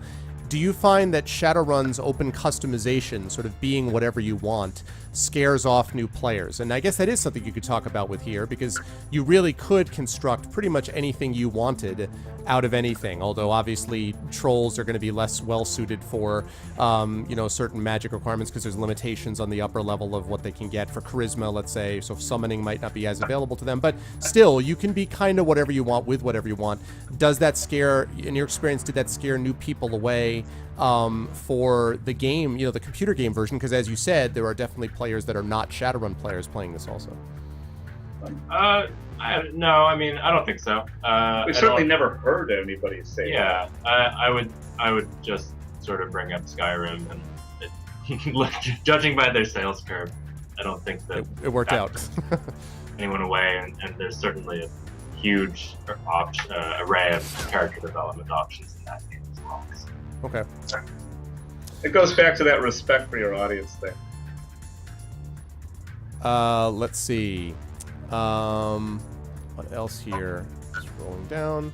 A lot of good questions, guys. Keep these going. Except for Lego's question about making the next Call of Duty, which I will not pass along as it's clearly a joke. Fausto. We'll do the printing money part. Yeah, that would be fine, sure. I'm okay with it. And sign me up. Let's see. How fun is it developing the campaigns? Fausto asked. Specifically, do you guys remember any funny moment in developing? Well, since these guys are very, very serious, I can tell you from just a little bit of time I've spent with them, so I doubt very much that they ever really had any time to joke at all. No, I'm sure. Fun is the time waster. Being hilariously exhausted at 2 in the morning, on the other hand. Yeah, we really didn't have a day off from like Christmas until we shipped. Yeah. So, but yeah, we had fun. I think. Do you guys remember any? Oh yeah, You remember it was fun? incredibly hard work. A lot of it was really, really rewarding as well. There was fun. There was, like I said, very sort of delirious late night Yeah. No, insanity fun. There was quite a bit of that, but I mean, it's like we did try to insert a lot of little moments of levity throughout the game, which and some of those were out of the blue and really genuinely funny. It's like when you get into that special tired space, you start making really good decisions. And, Oh, yeah. some of them make it into the game because they're still funny the next day. That happens. Some of the stuff involving Zach Flash was Oh yeah. late night decision making, which panned out, I think. Or So, some of the surprises you can uncover in the hotel mission. yeah, early on. absolutely. So some of the dialogue options with Paul Amsel, where you're perhaps a little less respectful of him than maybe you should be. Well, Um, there's one where you can tell him, yes. I'm sorry. What was it? So the credit for this goes to Trevor, one of the designers here. So Paul is trying to extract some information from PDA, and he only gets one file.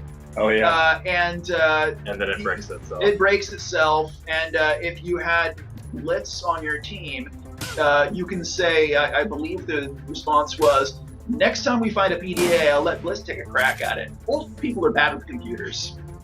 And it was put in there as a joke, like who knows what time. But, But yeah, everybody agreed it was Shit, awesome. So it shipped. Shit, man. So That's good stuff. But there's no wars. We don't do Nerf wars. how are we looking for time? Yeah, definitely. I mean, as I say, guys, I want you to lead me on that. Right now, we're at about 9:30 my time. But whenever you have to leave, I understand. But we're happy to, again, we still got mid 60s in viewers, so people still asking questions. So it's up to you, basically. How about 5 minutes? Yeah. We thought we'd be on for an hour. We're only on for an hour 36. We're good. Okay. Yeah. Okay, that sounds good. All right, let me ask one or two more then, and then let you gentlemen go. Let's see. Let's see, Gray. I think I'm going to save that. Let me ask one other Shadowrun question, then I will ask about Golem Arcane. I do want to give you guys a little chance to talk about that. Vegetaman wants to ask what everyone's background is and how you got into game writing and development. And I imagine that each of these guys could spend an hour answering that, and I know some of it a little bit already. But if maybe if you guys could just very quickly talk about sort of getting into game writing and development from your particular niches, as it were. Sure. Well, so Dragonfall was actually my first gig as a professional game writer. I spent about 9 years in the video game industry as an artist, and wound up between jobs and found out about this opportunity. And I had always wanted to be a writer in games. Writing positions in the games industry are pretty few and far between, which is the reason why I shifted to art in the first place. But as I was between gigs, and this was the perfect job for me, it was working on a product that I dearly loved, and it was, like a half an hour from my house. That really works out. The stars aligned, and I had a friend who worked here too, and so I essentially spent a week pulling all-nighters, writing an audition piece, and it panned out. So that's, I guess that's one piece of advice for any prospective game writers. Put some time into your audition, because if you don't, the competition is. How'd you get into game development? Good question. So I was a computer science major, and then when I graduated, but I've been interested in animation and animation and digital art and traditional art as well. So I worked at a web startup for a couple years, doing front-end web design. Got pretty burned out on that, and then a friend was starting a game company with a few friends, and the timing of that just sort of magically worked out, and I came on as their first artist, only artist for most of the time. And that startup kind of rose and fell. Our project had an unfortunate fate, and I freelanced for a little bit, and then Jordan called up. And at the time, Harebrained Schemes this was about the time Mitch came on too, actually. Harebrained Schemes was like 8 people maybe, and we actually didn't even have a name. That's true. The company sort of rose out of the ashes there. Ashes out of the success of our first game. Yes. Way to spin it. I'm going to get you media training. So I came on for a piece of contract art for Crimson Steam Pirates, which was a lot of fun. Put that out along with Bungie, publishing it on iPad, and that was a fun project. I stuck around, so here I am. Yeah, we kept paying him, which it turns out was a good investment. That does help to keep people around, it seems. Yeah. Yeah, long term.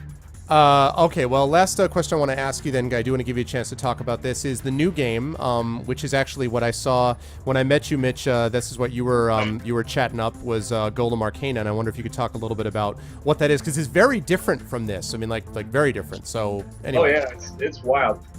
So Golem Arcane, here, give me some stuff.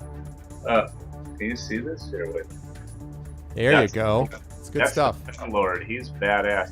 Now, are these like surprise golems? Are we allowed? No. The Fenlord is part of our Kickstarter. Here, give me Johnny Longstroke over there. There. So that's a golem. Ah, very cool. Yeah, that's one of the Colossuses. He's badass. And Golem Arcana is a miniatures board game, and we're going to show you the boards too in a moment. Nice. Oh, here's our box. Brr. Yeah, that worked perfect. Oh, it actually worked. Yeah. Wow, very nice. So Golem Arcana is a minis board game that that connects via Bluetooth. Here's a stylus. So using this stylus that we invented, more specifically Jordan invented, this stylus connects your figures to the game board. And so here's the game boards too. Get that almost. Very cool. Right? So what you do is you touch your figure and you touch the game board, and the app on your mobile device or laptop, whatever connects via Bluetooth 4, it knows all the rules. It teaches you how to play the game. There's no more arguments over whether you had line or sight or not, or whether you forget, oh yeah, that range modifier, I forgot, oh crap, that was 3 turns ago. Well, I should have won, but I didn't. It doesn't do any of that. Instead, it seamlessly blends the game together and it helps you so that you can jump in and get to the fun right away, and so that you're spending your time playing against the other players and playing with the other players rather than fighting with the rules or looking up rules in rule books and that kind of thing. Mm-hmm. And That's so, right. And this was totally Jordan's brainchild from the beginning. Like he had Absolutely. this. So this is what you mean by I have this idea. The look where the dog has to go to the bathroom. That's the kind of thing we're talking about. Exactly that, and it is my sworn oath to enable that kind of behavior. Well, I was just about to ask that because as a guy who's the co-founder and has to keep the studio running from a business sense, do you hear that and go, wait, what? Like are you the Walt Disney brother who always has to figure out how to make Disney's crazy ideas actually work in space, like in reality? Yeah. Okay. Yeah, kind of. Just trying to give you rope, a lot of rope. No, I'm just hanging myself. No, the truth. I mean, first of all, Jordan is absolutely brilliant, and one of the reasons why he is because he doesn't just have these goofy ideas and then say, Mitch, go make this a reality. He can do it, right? He knows how to design this hardware, and he understands all about injection molding, and all of this stuff he's been doing all his life. Half of his life has been made making board games, and the other half has been making video games. And so he has this in-depth knowledge of every aspect of every part of all of those jobs.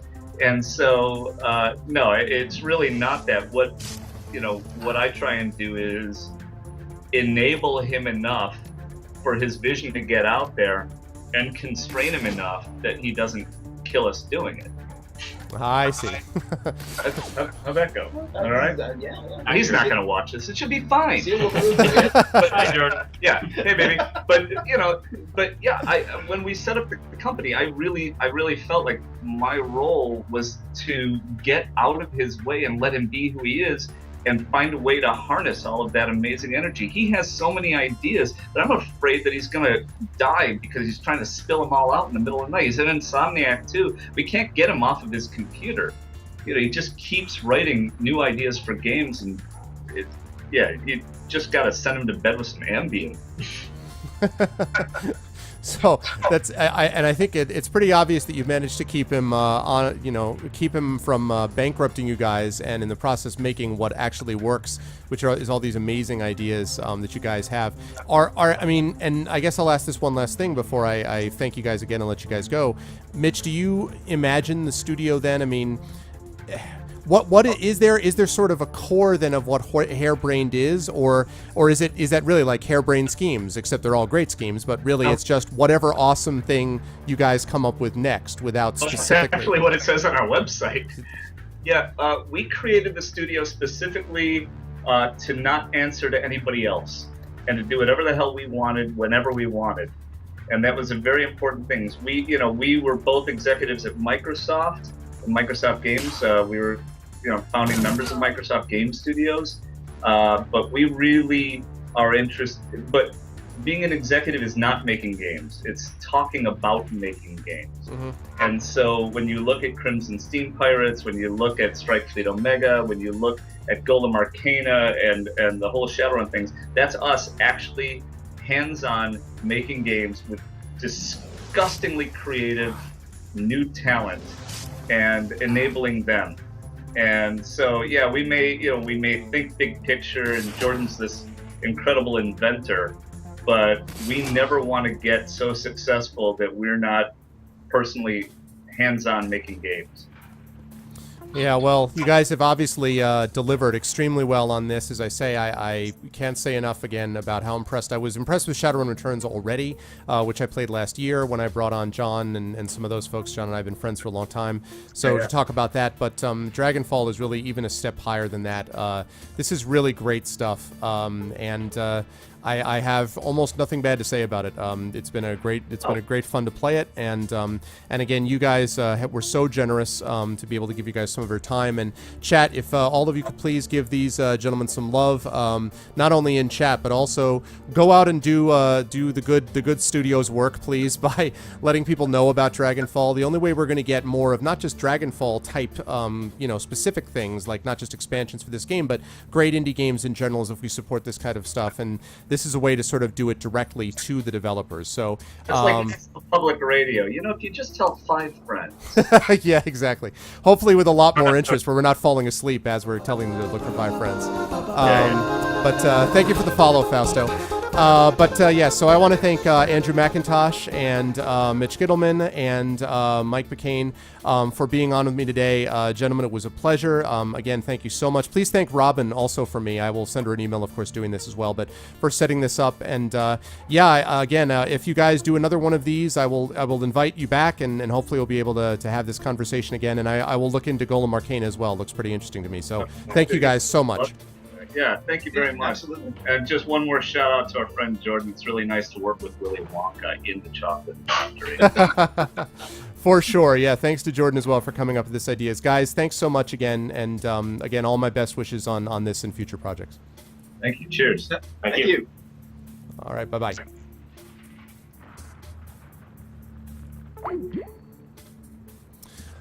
All right, that was cool. All right, well, thank you very much again to those guys if they're still watching. That was great fun. I was glad we were able to do it. Chat, a lot of great questions today. Thank you so much for being a part of this. If you guys liked what you've seen and heard, I'm going to be still playing. I'm playing some more Shadowrun. I'm not giving up on this game just yet, but I'm going to be playing some more, especially now that all the you-know-what has hit the fan. But follow is always appreciated. You can follow the stream, and you can find out more about me and about the little community of Arvanauts that we have here. So thank you guys so much. I'm not stopping, but for those of you who are here, thanks so much for being a part of this. I hope you guys enjoyed that. That was great. So far, these things have always come out really well, and it was a pleasure to have them on. So again, thanks so much to those gentlemen, and and thanks so much to all of you for being a part of this. So, all right, let's see here. Just quitting out of my Skype here. Yes. All right, cool.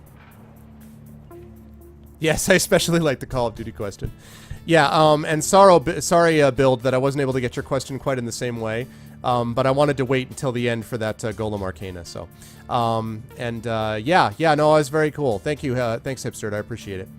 Xanos, that question, man. Really with that question? Really with that question? You notice how I resolutely ignored it the first time. All good choices. All good choices. Neil Stevenson, Richard Morgan, Bruce Sterling, and Neil Gaiman. All very, very good choices. I actually just finished teaching the Graveyard book in my fantasy class, so Gaiman is there as well. My family is loving Seattle, Dark Lunar, because they're from there originally, so at least my wife is from there originally. So yeah, I just talked to her earlier this evening, and I will be joining them, flying out there for a convention on Tuesday. So I will be flying out there for Tuesday, but that's not for a few days yet, so. Yeah, I did. That's no problem, Law. Yeah, thanks, by the way, to everybody who came in while I was talking with them. I'm sorry I couldn't focus on you guys, but I had to kind of focus on them and make sure that we were getting the questions through. As usual, tremendous job out of my chat. You guys are the best. Very, very good questions and some good stuff for them, which hopefully they enjoyed. I like to say that you're the best viewers on Twitch because I mean it. I believe it. So thank you guys all. Yeah, did you find them, Lego, or no? Not so much. Okay.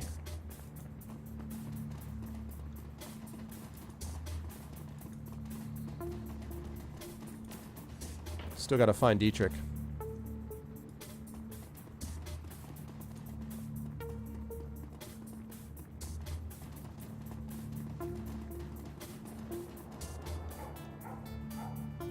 By the way, Dante is awesome. I already knew that, but now I really know he's awesome. Do I plan on streaming or playing any community content like Unlimited? If you mean Shadowrun content, yes, quite possibly, Blaze, yeah. Although after this, the sort of order is once I finish Dragonfall, what I'm probably going to be playing next is we're going to do one of my Fighting Fantasy game books. If you don't know what that is, take a look back at my stream and you'll see there's been highlights. I have a special program I use to play through the actual Fighting Fantasy game books. We usually do this as like a palate cleanser, I like to call it. And then I'm going to be moving on to play some Might and Magic Legacy. I might after that be moving on to play some Divinity Original Sin because that's coming out in late April. So I might be playing that as well, and but I will definitely double back around, and I might indeed do some community content. I played Legend of Grimrock and loved it, and I played a couple of community modules, although not on stream. So I may indeed do that down the line, yes. But I must admit to being, I'm a role-playing